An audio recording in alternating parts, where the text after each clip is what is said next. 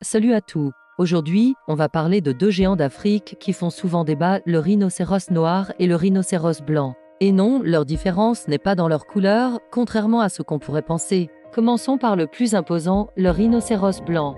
Ce colosse peut atteindre les 2 tonnes, avec un dos bien plat et une bouche carrée qui lui donne un air un peu, comment dire, particulier. C'est le tondeuse à gazon naturel de l'Afrique, parfaitement équipé pour brouter l'herbe des plaines. Son cousin, le rhinocéros noir, est plus petit et plus trapu.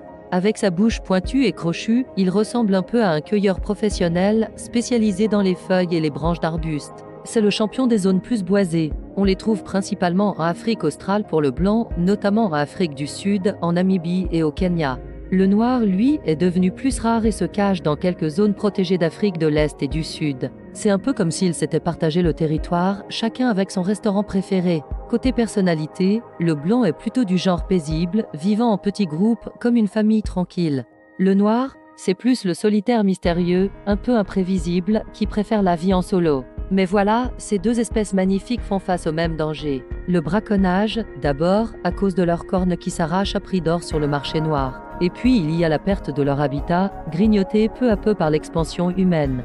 Le rhinocéros noir en a particulièrement souffert au XXe siècle. Heureusement, il y a de l'espoir. Les populations de rhinocéros blancs se redressent doucement. Pour le noir, c'est encore critique, mais les programmes de protection commencent à porter leurs fruits. Ces géants sont de véritables trésors de l'Afrique. Leur survie dépend de nous tous, de notre capacité à protéger leur habitat et à lutter contre le braconnage. Imaginez un instant les plaines d'Afrique sans ces magnifiques créatures. Ce serait vraiment triste, non? Si cette vidéo vous a plu, n'oubliez pas de liker et de vous abonner pour plus de contenu sur la faune africaine. Et partagez cette vidéo pour sensibiliser un maximum de personnes à la protection de ces incroyables animaux. À très bientôt pour de nouvelles aventures.